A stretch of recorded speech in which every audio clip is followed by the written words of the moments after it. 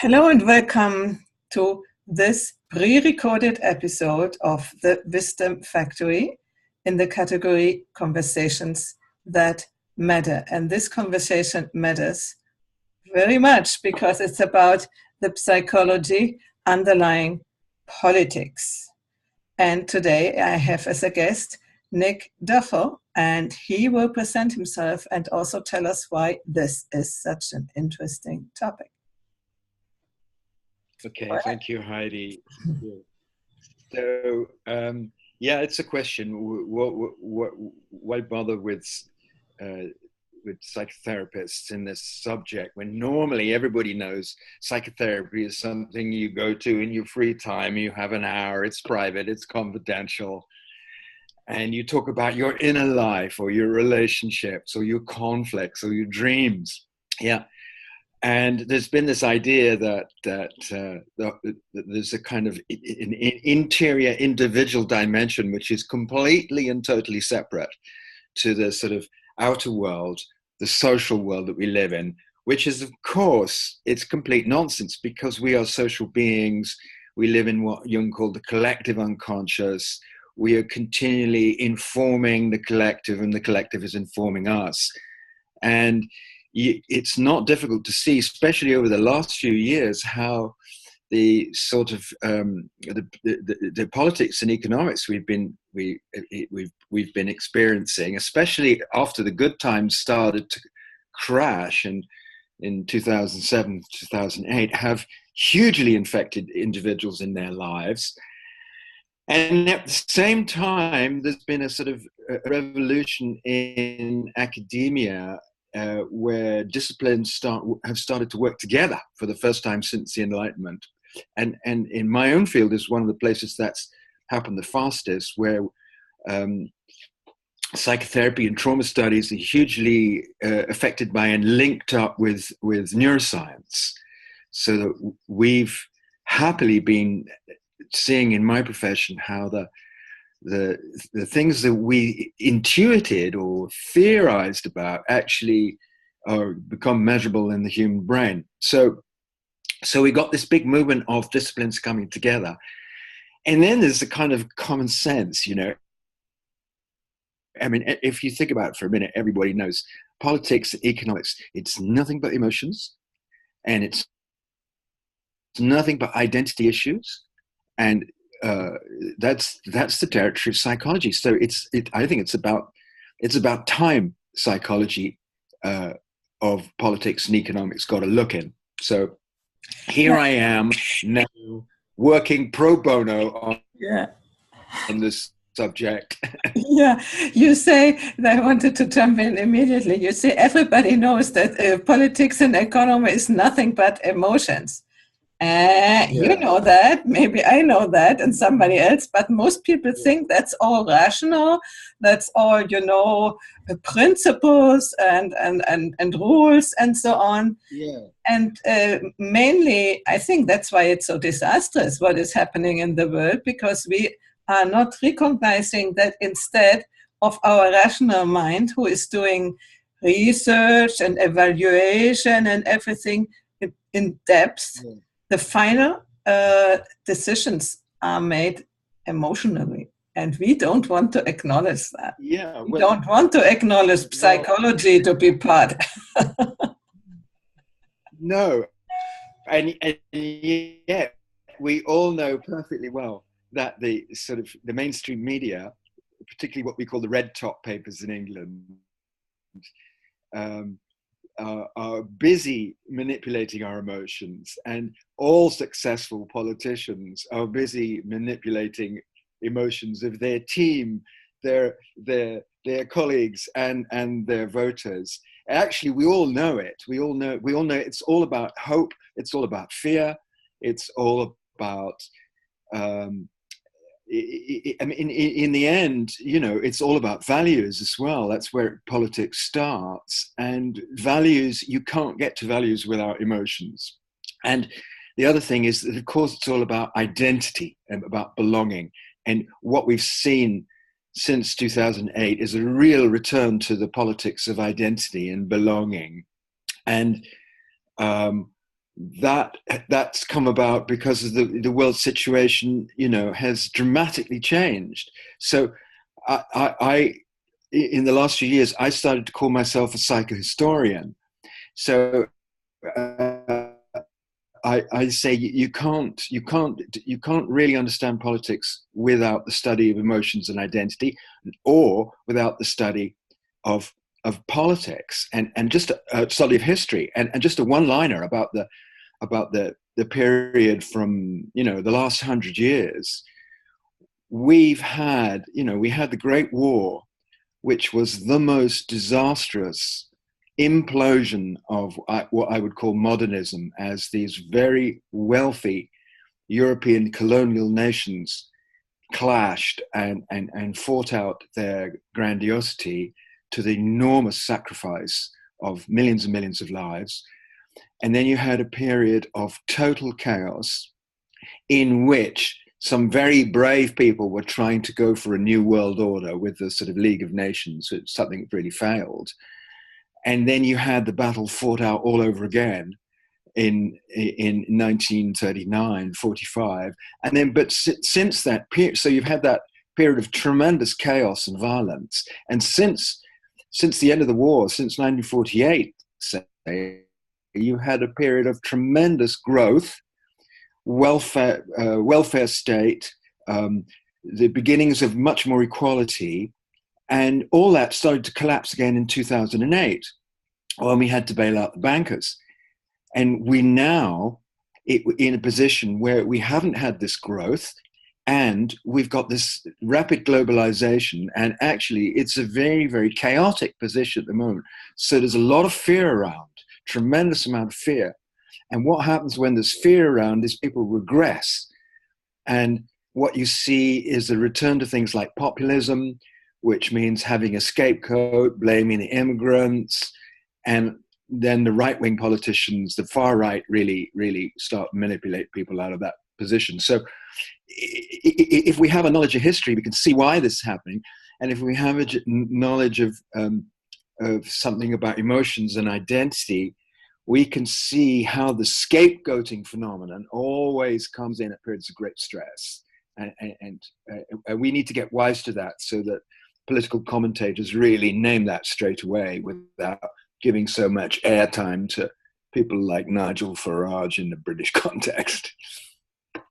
Yeah, So, I don't know this person. That's yeah, that's just a general thing, not to blame others for when you feel overwhelmed and cannot handle your own emotions. Then must be somebody else must be to be blamed. Yeah. Must be guilty. Yeah, it's very satisfying. Terribly satisfying. We love it. Yeah. I mean, we all do it at a different level. Yeah. I don't find something in the fridge, immediately it's my wife's fault. Yeah. I mean, this is like if something nature.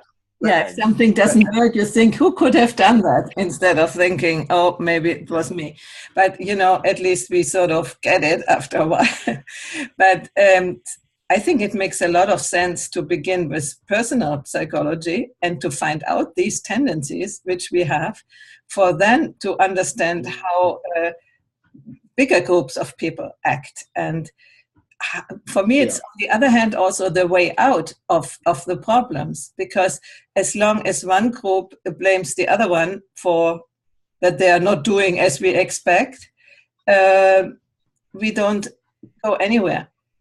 But when we begin to see the group is formed of single people, and me and you, and we begin to take responsibility for our emotions, then we can go somewhere. But I see the responsibility is not really very much en vogue at the moment. It's better to blame somebody else, for what I'm suffering. Yeah. I mean, I think there's two reasons for that I see, and one is just to go back to what we said earlier. It's a time of great stress.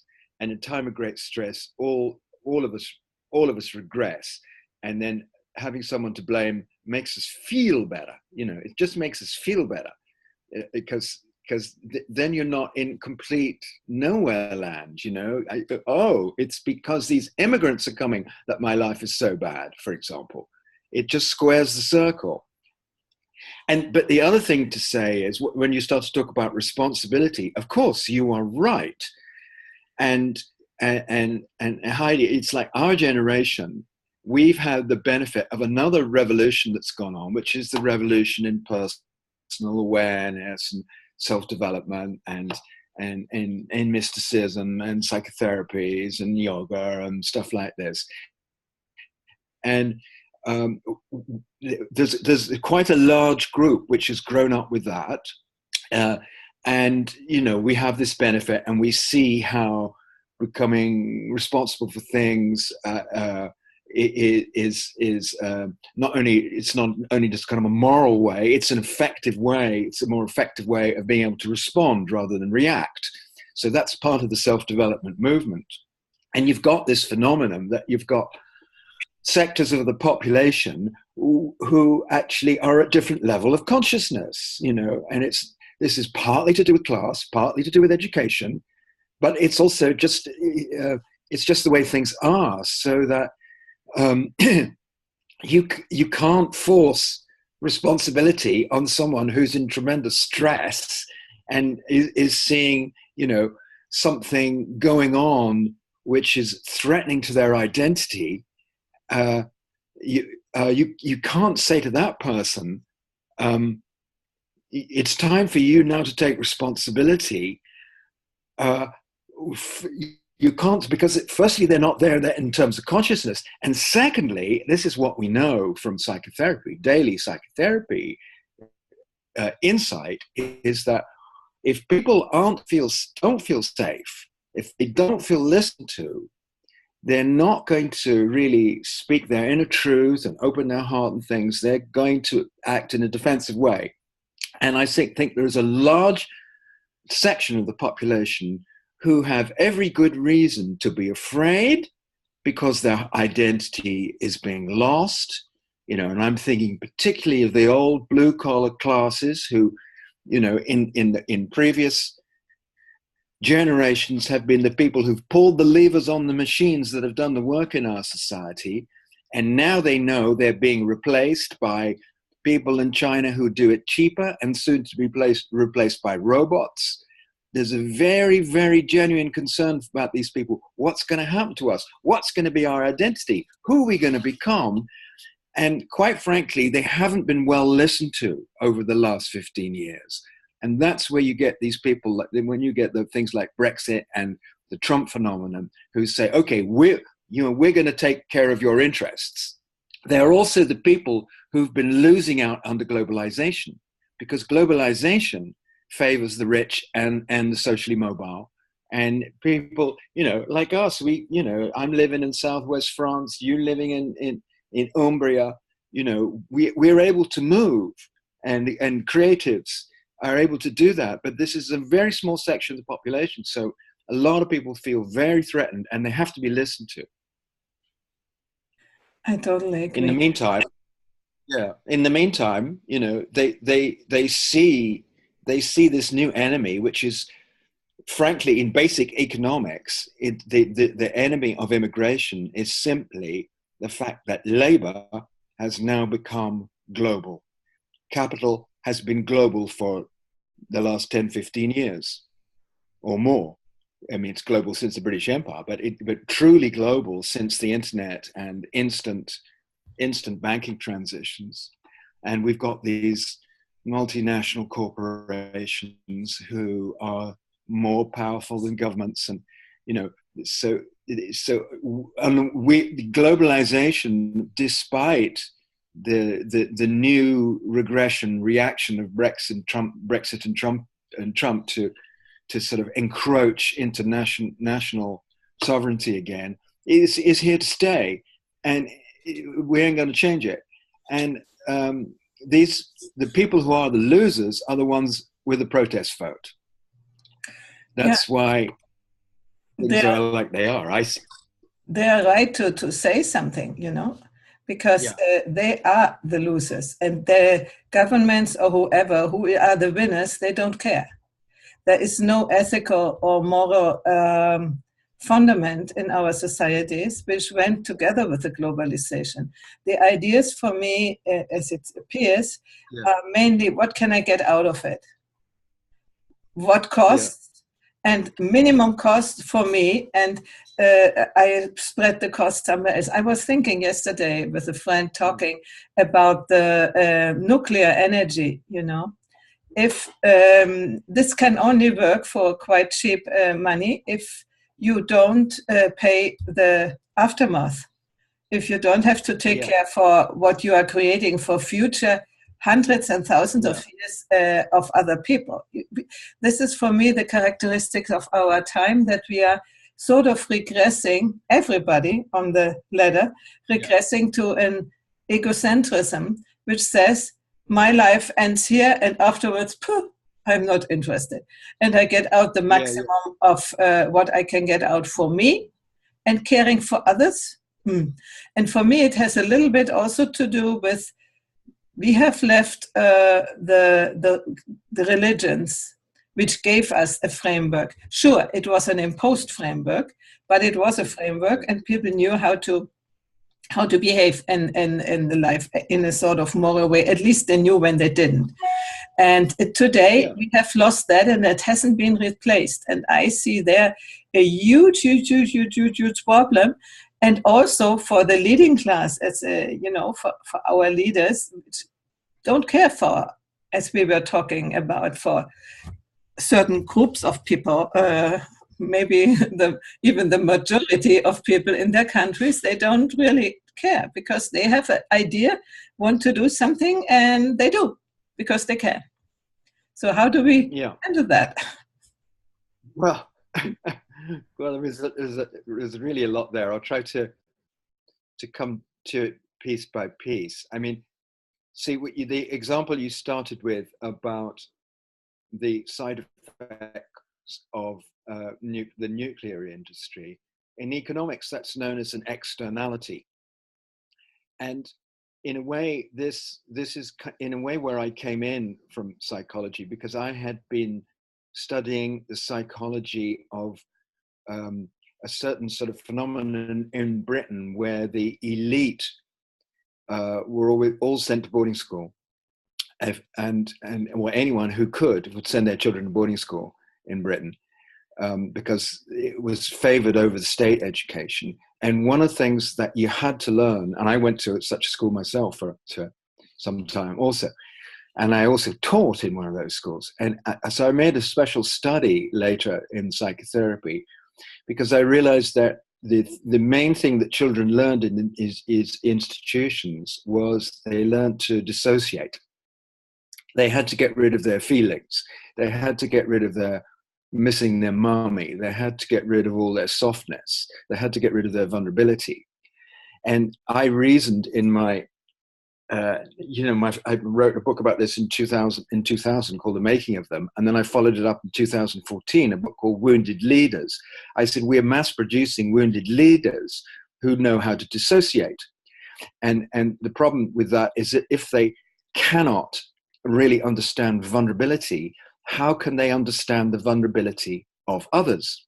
And it's their duty as statesmen to understand the vulnerability of others. So I said, this is a bad way to produce leaders. They're wounded leaders. And it's particularly in the British case, you can see how the British leaders cannot understand foreigners. They cannot understand belonging. They only really understand their own esprit de corps, which gives a kind of entitlement. And then I realized that there's, although you can, that you can train this kind of leader, and it's quite popular also in business, it's a kind of psychopathy. But the phenomenon of dissociation was also working at other levels, working in economics. So we've dissociated the cost of nuclear energy into this thing called externality. So one of the things we have to do with bringing psychological knowledge into politics is recognize where dissociation is occurring very quickly. And the other side of dissociation is also a kind of rather vicious projection, which is the scapegoating phenomenon we alluded to earlier. That said, I am not one of those who believes that all politicians are awful, are in it, or just want to exploit us. And particularly since I worked with John Bunzl on the Simpol Solution, where I was basically, looking at the sort of identity issues. But one of the things I learned from John was the extent to which politicians are much less powerful than we think, because the competition, the international competitiveness keeps them actually in a very, very weak position where they can't do the things that they want to do because basically can't afford it. They can't afford to slip behind. And I've no doubt that most politicians come in driven by values, ready to change the world. And I think actually they're much more impotent than we think. And what I have noticed amongst sort of people in my own consciousness group more and more is that we also do a bit of this dissociation, projection, and blame stuff, where we kind of say, now listen, we're the good guys, we belong to Friends of the Earth, we vote for the Green Party and stuff.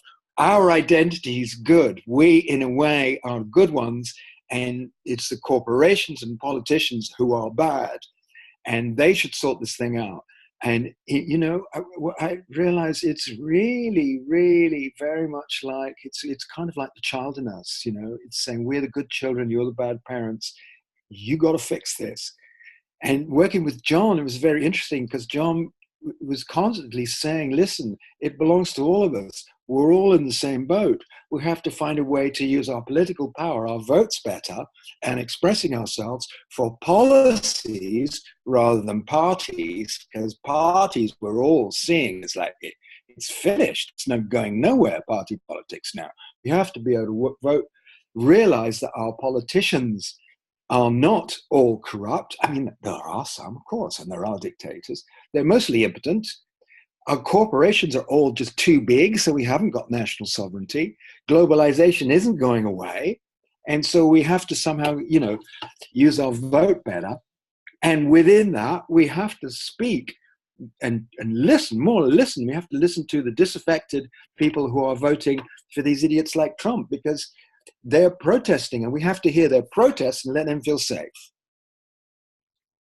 So what I'm hearing you say is that it's sort of up to us who believe we are a little bit more developed to give up our superiority in thinking we are better than everybody else, and we can blame who we want to blame. And why we are doing this, we are playing the same game which we are accusing others to do, no? And that we need to find a different solution. And there it comes back what I said before, take responsibility for what is happening in the state. And I think the solution, which is the Simpol Solution from John Bunzl, is a perfect way to do that. It's such a shame that so few people know about it. And maybe it's easier to talk about than to do it. So yeah, sure, of course. The Bunzl's thing is an experiment that's in the right direction, and it's actually very pragmatic. But there are also other things. For example, I don't know if you remember, beginning of last year, when we had all these elections in Europe, and the one that was the most important, really, it seems to me, was the Dutch election, because they had very, very strong right wing, very articulate, much more articulate than Marine Le Pen, for example. And that was early in the year, and there was a feeling that if Holland goes to the far right, then France and Germany would follow. Now, I'm not claiming that this is what did it, but some colleagues of mine, also in the psychotherapy world, they began an initiative of going out and speaking to those who were voting for the Populist Party and listening to them and creating a dialogue. And a lot of people got involved in this. Now, luckily, they didn't win the election, but actually there was this movement in a new went on, and I'm not saying it actually it was a causal thing, but certainly energetically it starts to shift something, because it's very easy for us to say, oh, bloody hell, these Trump voters, they're just bloody idiots, and actually mostly those are traditional people, salt of the earth people, working class people. They're like my father's people. I don't know about your background, but they are people who've believed the myth of modernism, which ran on for a couple of hundred years. Of course they did, and who the people who join the army and the fire brigade and drive the ambulances and blah blah blah blah blah.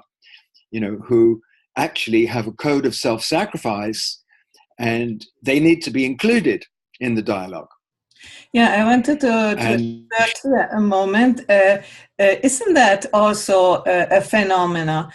Holland was one of the countries which was most progressive. Isn't it normal that then the counterforce is of equal measurement? And that if we don't get them together, that there is a separation, as it is now in America, because the blame is to be on both sides and not only on one. It's not only the bad right people; there are also the bad left people, because they didn't do what is needed to do. They went overboard, and so they created a push for the others to push back. We know that from physics, the law, one push creates the other. So, yeah, that's right. I mean, Holland is a very experimental country. They've tried everything there, and the same thing happened actually in Denmark. Denmark was one of the first countries to get a kind of rabid far right, because they just opened their doors to people from Bosnia and Kosovo and Somalia, and actually they thought that people were going to then become good Danish citizens, but they didn't.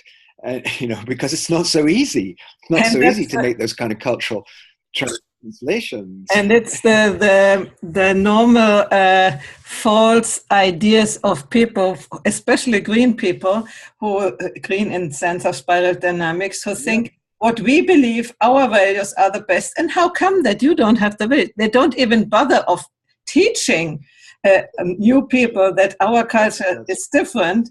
They just assume that everybody would think and believe and have the same values as themselves. And then I had it in my personal life. I had some people here from Romania and gave them a lot and was completely then disappointed that they didn't, repay me in any way, even stole my stuff. And afterwards I thought, I knew that theoretically, but practically I have assumed if I being generous with them, they would in some way give you some recognition for that and at least behave well, But no, it's just they don't have the same.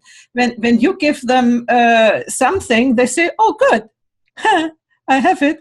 But the next part, which we would think, "Oh, how can I do something for you? You have given me this favor."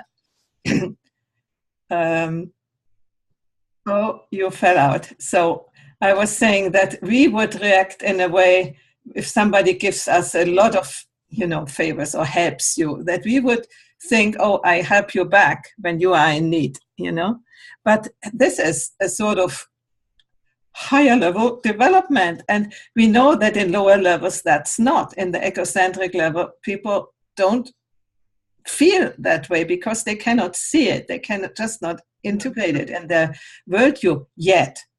Doesn't mean that the people are bad. It's just they don't see it. No. And we have this error that we think, as we see the world, everybody should see that. And then we are disappointed and need somebody to blame, and it doesn't work. Right. Right. So again, this is where we need some psychology, because now what you're talking about now is incredibly complex. What I hear you're talking about there are different levels of values and consciousness which run through human beings at different all kinds of different levels, and these are increased by the various kind of national mindsets that are there at the same time. So the complexity is enormous, and for example, I couldn't I couldn't live in Sweden where my son lives, and I couldn't live there because I've noticed there are whole kinds of things about the very deep structure of society which Sweden has, which as an Englishman I find very difficult. I come from a nation of eccentrics. In Sweden, you can't be eccentric. Everybody has to have the same values. You can't talk in money. You can't talk about money in Sweden. I mean, in fact, they've got rid of money. Did you know that? You can't use money in the shops.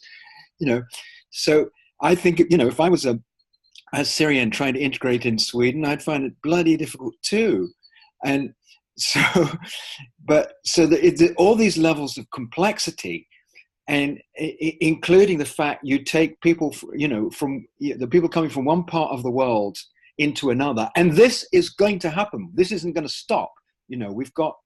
What we've got going on at the moment, I see, is what the great historian Arnold Toynbee called a Völkerwanderung. It's like what happened in the Dark Ages. Everything's moving and mostly attracting from the global south to the global north. Yeah, and we're not going to stop it by changing the color of our passports. I'm sorry to say, Great Britain, it's not going to happen. We're going to have to accommodate it, and within that, we've got people coming in a way from where sort of rather medieval customs are still in existence to where there are postmodern customs. But it's also going on in our own societies. One of the things I see in the UK and in America is that back to those same kind of blue collar workers, they are obviously frightened by their communities changing color and everything like that. They hang on to an idea that their jobs are being taken, which isn't true. Their jobs are disappearing because of global factors long before the immigration happened, actually. But they hang on to that. But they are also, what you hear repeatedly, they're fed up with what they call elitism. And a better word for elitism, I say, is the phenomenon of postmodernism, which is where we take egalitarianism and the recognition of power structures in society for granted, and where there are all kinds of very difficult things to digest, such as the way that gender has become a political issue, for example. I think the thought police have got us. I can see me and only a static picture of Heidi.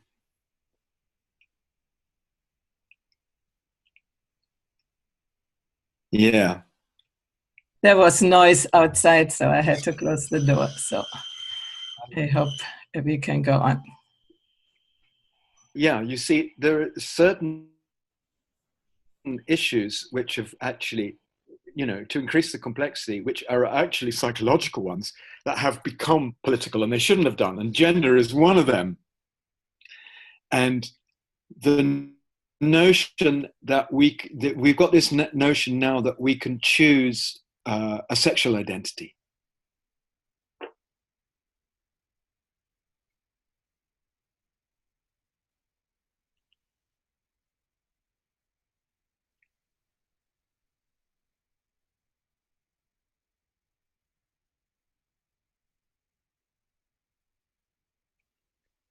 Where is Heidi Hornlein?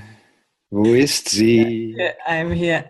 You could have continued. I heard you, but I had to give some instructions to avoid the noise. Okay, let's continue. Yeah, okay. You see some of these in the postmodern world, one of the things that we've done is we've put ideas above everything. So for example, in the gender field, an idea that you can be any gender you want, you can have a relationship wherever you want, and it goes beyond, this is over and above the body, has become the dominant mindset at the moment.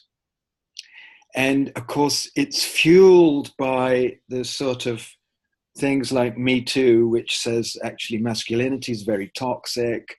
And, it's again the identity issue. We are the good but victimized group. And these powerful men are the bad predatory group. So we've got all this kind of stuff going on, which is becoming political issues. And behind that, something terribly important, that actually we need to have a society which is tolerant of all kinds of desires. If you want to live with a woman or a man, I mean, surely that's up to you, and not to be pathologized. But we've gone so far, we start to throw the baby out with the bathwater. So we've gone to say, well, your body doesn't matter. What matters is your choice. And actually, what I see, this is horribly consumeristic, in fact. It's like your sexuality is like another choice. You can be whoever you want. And you can get some doctor to cut up your body for you to make it the kind of body you want, just as the women are doing boobs and bum jobs, you can change your gender. It's like we're putting our technology over, beyond the body. Now, this is direction that's probably going to increase, but the sort of blue collar worker people find this kind of thing too much. Yeah, and we haven't listened enough about it. And they blame the elites, you see? Yeah, it is actually too much, because in many ways, not only throw the baby out with the bathwater, but I find it quite regressive, in the sense that we were always complaining about the church and has denigrated the body because, and life itself, and the next life is the fantasy in heaven and something like this. But they do the same thing, only that they play then God themselves, because they think they can create, out of technical knowledge, can create a different body and a different person.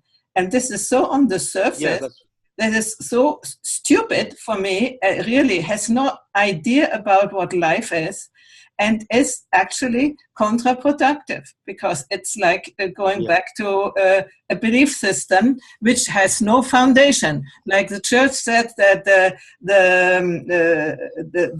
earth is flat and it's not round, and now they say the same thing, only with different words and with some different object, but they put the belief before the facts. And this for me is a big regression and nothing progressive at all. Middle wrong. I can hear you. I can hear you're getting quite steamed up about this. I really get so angry about people denying the fact, for instance, that women and men are different. Think about that. If they are not different, if they are the same, what comes out of it? Because now, for instance, in the Olympics, there is a difference for women doing things and men doing things. If we are the same, all the same, so we do the same sport together, and then afterwards, oh, how wonder, all men win and the women don't win. We are the victims. Excuse me, this is so short-sighted, so short thought, these ideas which are proclaimed as, as truth even. I can just go out of myself by about such a stupidity. It's stupid, nothing else. It doesn't mean that there can be people being gay or whatever. That's not the problem. The problem is that you think that you can choose these things, like gender, like your body. You cannot choose your body. You can transform your body in a certain way, because or you eat more or you eat less and things like that. You eat healthier and less healthier. Yes, you have a certain influence on your body, but you are not omnipotent and can change the whole system, which you are as a person. But End of the rant.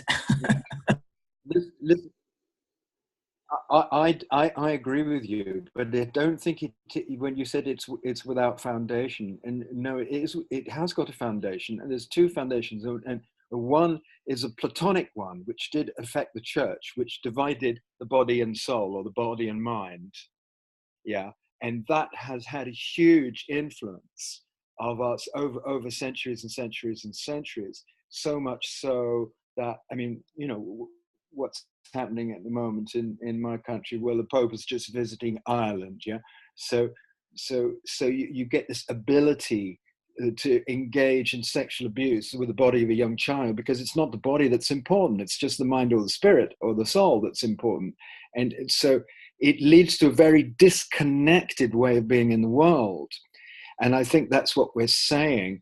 And what I also see is the same philosophy got overexcited again in the European Enlightenment, where it was seen that the earth was like dead matter, like, you know, it's like a body, but it's not really the thing. And the rational man was really the thing. And that permitted us to exploit the earth without any conscience. And the natives somehow were like to do with the earth, and they were kind of savage, raw material, not the white European colonial males, of course. So this whole thing does have a foundation. And then out of that modernism, we get this modern capitalism and this excessive consumerism. So we think my choice to send my child to private education, my choice to buy a Mac or a PC, my choice to have my body the way I want it, or my child's body the way I want it, is more important than the body. Now, you see, this is where perhaps those of us like you and I have perhaps been through like things like body psychotherapy, and, you know, and we realize the body is the foundation. And actually, you as a good choice comes about by aligning with the body, not jumping out of it. Exactly, and that's why I say that these movements are a regression instead of progressive, because they call themselves progressive, but they are going back on the tradition, which is not a good one, which you are named now. Well, they are also regressive for another reason, which people don't often think about, which is again a bit complex, because it has to do with developmental psychology. I mean, you'll hear a lot of people saying that, oh, by the age of 4 or 5, I knew I should have been a girl, or I knew I wanted to sleep with you know. And actually, what mostly the kind of deep thoughts about sexual partnership don't really arise in the body until puberty, which happens anywhere between sort of 10 and 14. So, and what is happening about 4 or 5 and 6 is what developmental psychologists call the Oedipal period, where they're children, we're looking at mummy and daddy and seeing, oh, we like mummy and we like daddy. How do mummy and daddy relate to each other? And if we don't like what we see, for example, we'll try to come up with a solution. And that's quite normal. And then you have the other phenomenon is that adults hear these children or see these troubled children, and they project their own sexual consciousness into that. And what the consciousness they project is that everybody should be free to be allowed to have the sexuality they want, the gender they want. And it bypasses the whole developmental psychology thing. So they say even a child of 5 should have that. And this is total nonsense. So we at the same time, our kids are growing up and going on the street without any kind of sexual guidance at all about what it's like being born into a woman's body or into a boy's body, you know, and what that means. And so we're really letting our kids down, because here's the point from before, this sexuality gender thing has become political. It's entered the political, social political discourse, and it should have done it. This should belong to sociology and psychology, and you know, it belongs to. In the only way it's political is that how do we grow societies that are tolerant and don't pathologize like, say, the Russians do around homosexuality. Yeah. But we've gone too far. We've gone too far, and that is noted by the blue-collar classes, and they blame the elites for that, and they blame experts, and they blame the academics. And they're not entirely wrong in this, you see. Not at all. And so they voted with their feet. So in a way, that's why I say we have to develop what the Swedish philosopher Hansi Freinach calls a listening society. We've got to really listen to people more and more and more, and say, what are their concerns, what are their values, and that, what are the policies you'd want to vote on, and give more time for this, so that then people, if they're listened to, they don't act out. If they're listened to, they don't vote in really nasty guys like Trump.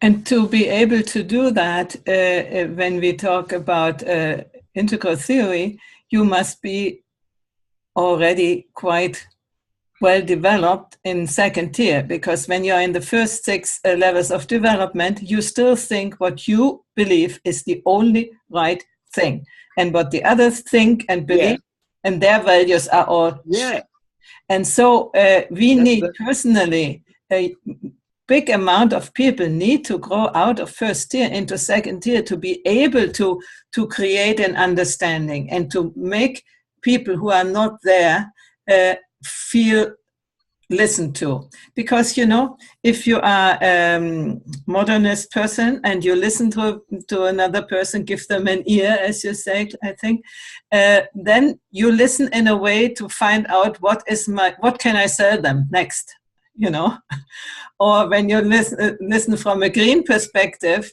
you listen in this ideology, what suppression is there? What can I free this person from? What suppression? And there I wanted also to go back to this, what you said before. But first, finishing this, as long as you are in this trap of needing to be right all the time, and you have the truth and all the others are boo, then you have a problem. And you cannot resolve the problem. And when you do the jump into second tier, you can see all the good parts of the previous stages and use them.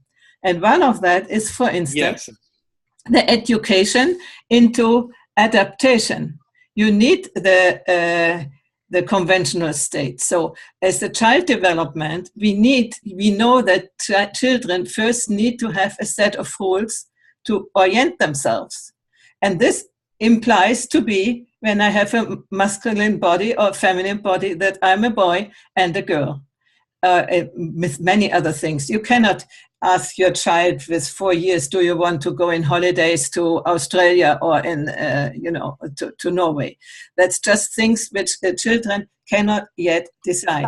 Like gender, they cannot yet decide it because they have no framework in which to create decision. So we know that it needs a certain level of child development, and I think nobody will doubt that at least children have levels of development, and because normally before they run 100 meters in 5 seconds, they first have to learn to walk.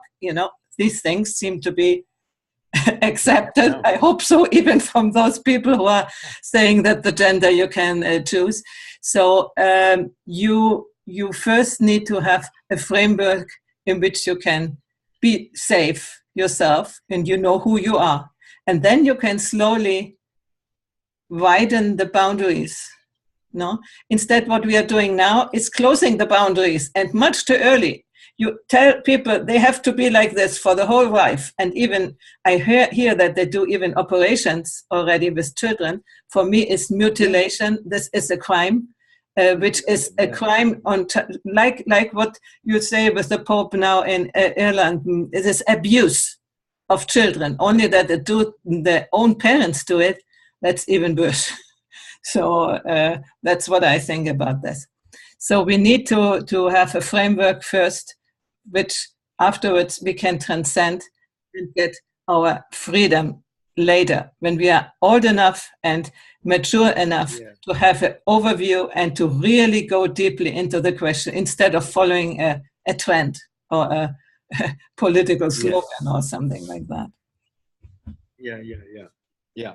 And you know, you were talking, just for the benefit of anyone who didn't recognize it, you were using some Gravesian language about first and second tier, and sort of it became spiral dynamics, and you used the word green. And so the green, or the postmodern position, is in consciousness just before the big leap into second tier, and has rightfully been, I think, identified by Ken Wilber as being problematic in that at this point, people believe they really are at the end point of civilization and growth and development, and everyone else is pretty stupid or bad. And that gives a very satisfying identity feeling. And sometimes the kind of things you were talking about, I've also seen that, say, you've got these lovely hippie parents who want everyone to be free, and they don't put any boundaries around their children. The children get absolutely wild, and they're not safe. Actually, children are not safe because boundaries are all to serve safety, and they make them choose things far too early, and that sort of avoids them having to take the responsible positions of being accountable parents. And you don't want to do that because we're all identified in green as the good children, the mystical children against the bad parents, you see, who've been running society right up until this moment. So it really is quite a big leap out of that, and because it's very seductive, that position. It's an irony. It's an irony. Then the thing is, I think, it's an irony in itself, because they become the bad parents by, you know, fighting against the bad parents. They become them themselves because they don't take their role.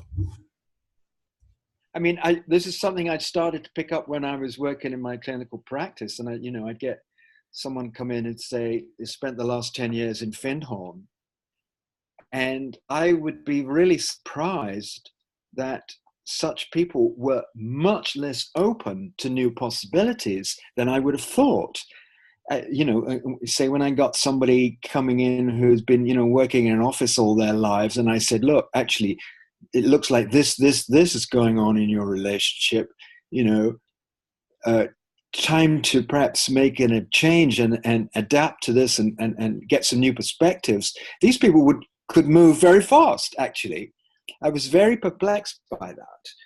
So I think, that there's a way that getting out of that very seductive identity trips is one of the really biggest things that we have to do. So we really have to, in terms of those, say, three important stages: the traditional, modern, postmodern, and then the sort of world-centric, or the yellow. We have to concentrate on the blue traditional and listen to them, and we have to really re-educate and encourage the green to make the leap up to being truly more inclusive, not being so afraid of hierarchies, and see, at yellow you begin to discriminate a lot more, and otherwise the whole modernist project, which, as we said before, values the rational over the earth, is going to continue exploiting, and we're never going to get hold of these huge problems that we've got, which come about through the failure of restraint in the rational project. It's just because we have to go into regulation. We have to, we've got to act in a cooperative way, as Bunzl says in Simpol Solution. We can't tackle the big things from a nation-centered perspective. It's just too big for us. So, the task is big. I mean, there's good and bad news is that making an attitudinal shift is very it depends. You need very little resources. You don't need to create any new institutions. But of course, the psyche is very, very resistant to big attitudinal shifts. So yeah, so we have to really get this psychologically informed politics going now as soon as we can. It's just too late for the old style now. Yeah, and I wanted to go back to the postmodern stage, which is a contradiction in itself. No, they don't realize that they are playing the game and reinforcing the game, which they actually started to fight against. And this is so tragic. Yeah. It's so tragic that they don't see these contradictions and still believe that they are the only thing what they say is right. And so. No, you're right. Complete confusion. They're very connected. Yeah, modernism and postmodernism, two sides of the same coin. Yeah, and then the fact is that as parents are grown, as you say, in this idea of freedom, personal freedom, and so on, which is right, but went too far. What they did, what Ken Wilber says, that the development had on the turning points went wrong, because they only went up the ladder, let's say, but forgot to include. So what we see with modernists, and especially with postmodernists, they don't include the rules, the rule structure of the conventional state, where we said before, you need the boundaries to have a safe space, and from there you go out, no? Like little children, when you protect them, then they can go out. When the mama is nearby, then they can go out and explore the world.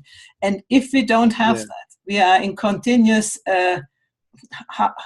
research of something which gives us hold. And so we get susceptible for demagogues, for demagogic ideas, for totalitarian ideas and all the things, because there's somebody who promises us to give us what we need.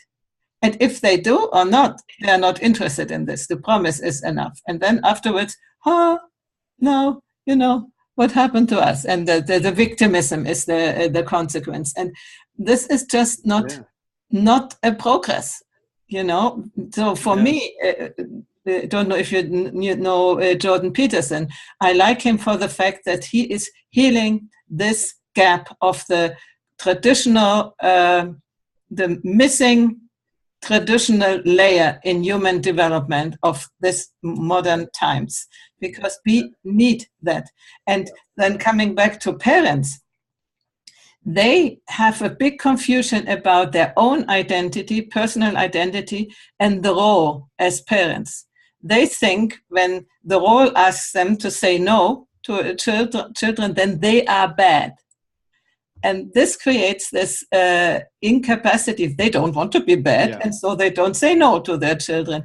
But they don't get it, that the role as a parent is completely different than your own being. That's not you. It's you are playing so many roles in your life, and one is parent. And when you want to be a good parent, you have to do certain things. It's part of your role.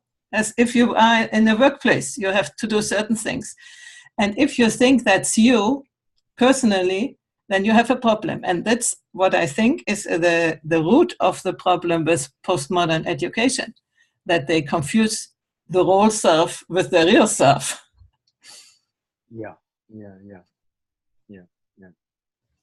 And I think, just not to, become too technical, but you talked about that process that Ken Wilber identified, the transcending and including in these sort of contextual levels of consciousness, where there are also there are values at all these different levels which are important at those levels. I think what happens in what I notice in the further ends of development there is that the process starts to become more include and transcend rather than transcend and include.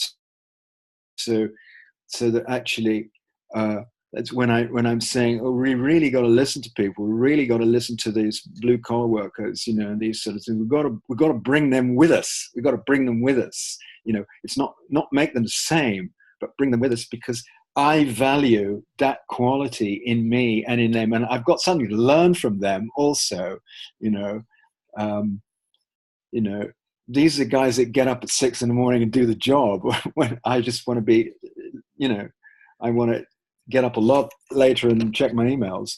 You know, there's all kinds of ways we can actually become really inclusive. Well, because we have to. We've got no option now if we're going to make this world work. Yeah, and not only inclusive, really inclusive, also appreciative.